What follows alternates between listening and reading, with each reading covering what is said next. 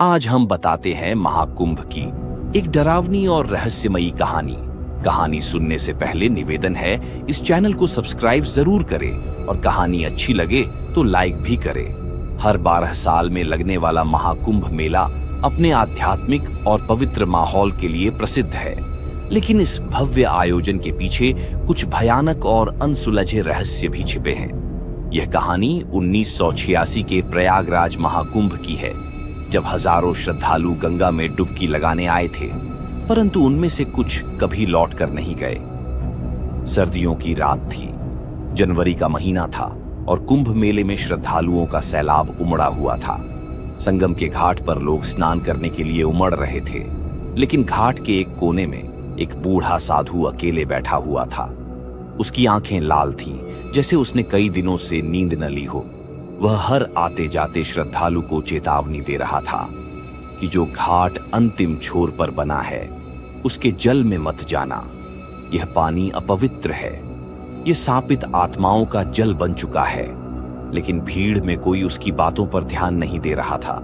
कुछ लोग उसे पागल समझकर हंसते हुए आगे बढ़ गए। रात के लगभग 2 बजे थे। भीड़ अधिक बढ़ने लगी थी। चंद्रमा की रोशनी संगम के जल पर पड़ रही थी और चारों ओर गहरा कोहरा छाने लगा था। तभी एक युवक, जिसका नाम अरुण था, अपने दोस्तों के साथ वहां पहुंचा। उन्होंने उसी घाट पर स्नान करने का निश्चय किया, जहां उस साधु ने सबको जाने से मना कर रहा था। जैसे ही अरुण ने पहला कदम जल में रखा, तो उसे महसूस हुआ कि पानी सामान्य से ज्यादा ठंडा है। लेकिन जैसे ही उसने दूसरा कदम बढ़ाया, उसे लगा कि किसी ने उसका पैर पकड़ लिया है। अरुण ने कहा, मुझे कुछ अजीब लग रहा, लेकिन उसके दोस्त हंसकर बोले, अरे ज्यादा मत सोच, चल जल्दी स्नान कर लें। जैसे ही अरुण ने गहरे जल में डुबकी लगाई, वह अचानक जोर से चीख कर बोला, कोई मुझे डुबोने की कोशिश किया। अरुण के दोस्तों ने जब उसकी चीख सुनी तो वे डर गए। उन्होंने उसे बाहर निकालने की कोशिश की, लेकिन अरुण ऐसे कांप रहा था जैसे उसने किसी भूत को देख लिया हो। उसके दोस्त ने पूछा, क्या हुआ अरुण? अरुण की आंखें डरी हुई थीं। वह कांपते हुए बोला, जब मैं पानी के अंदर डुबकी लगाई तो वहां कोई और था। मैंने पानी के अंदर किसी की लाल लाल आंखें देखी और उसने कहा, यह हमारा जल है, अब तू भी हमारा है। अरुण डर से कांप रहा था। उसकी हालत बिगड़ती जा रही थी। दोस्तों ने उसे फौरन बाहर निकाला। बाहर आते ही वह बेहोश हो गया। दोस्तों ने उसे तुरंत एक तंबू में ले गए। अगली सुबह जब अरुण उठा तो उसकी आंखों का रंग बदल चुका था। उसकी आवाज भारी हो गई थी। वह कुछ बड़बड़ाकर बोला, मुझे पानी वाला राक्षस वापस बुला रहा है, मुझे जाना होगा। उसके दोस्त घबरा गए। तभी वह बूढ़ा साधु वहां आ पहुंचा, जिसे उन्होंने पिछली रात नजरअंदाज कर दिया था। साधु ने अरुण की आंखों में झांका और गंभीर स्वर में बोला, तुमने गलती कर दी। तुमने उस अभिशप्त जल में स्नान कर लिया, जहां सदियों पहले कई अघोरी साधुओं ने आत्मबलि दी थी। अब वे आत्माएं हर कुंभ में जागती हैं और नए शरीर की तलाश करती हैं। अरुण के दोस्तों ने घबराकर पूछा, अब हम क्या करें बाबा? साधु ने कहा, इसका एक ही उपाय है।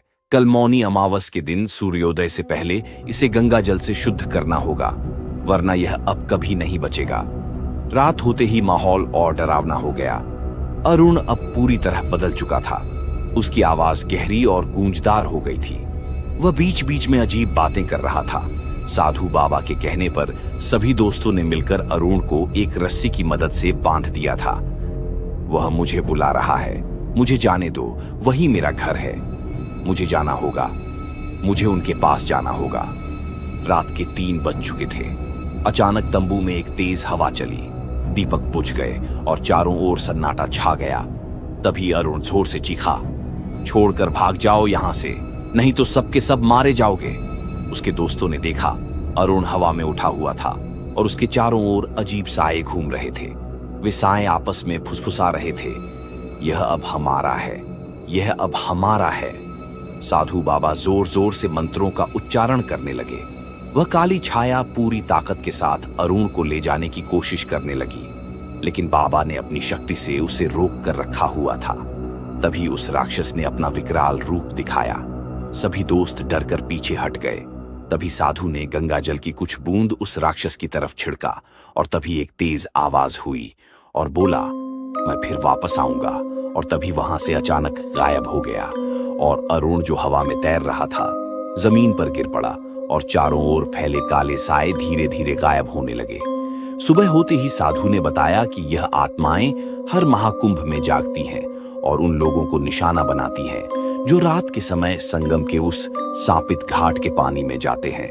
अरुण अब सामान्य था, लेकिन वह रात का एक भी दृश्य नहीं भूल सका। साधु ने जाते जाते एक चेतावनी दी, यह कुंभ मेला पवित्र है, लेकिन कुछ चीजें ऐसी हैं जिनके बारे में कोई नहीं जानता। अगली बार जब कुंभ में आओ तो रात के समय जल में उतरने की गलती मत करना। कई लोगों का मानना है कि महाकुंभ के दौरान कई रहस्यमयी घटनाएं घटती हैं जिनका कोई वैज्ञानिक स्पष्टीकरण नहीं है। क्या यह सिर्फ एक कहानी है या एक सच्चाई जो अब तक छिपी हुई है? क्या आप इस डरावनी सच्चाई का सामना करने के लिए तैयार हैं? लेकिन अगली बार जब आप महाकुंभ जाएं तो ध्यान रखें, कहीं कोई साया आपको भी न बुला ले।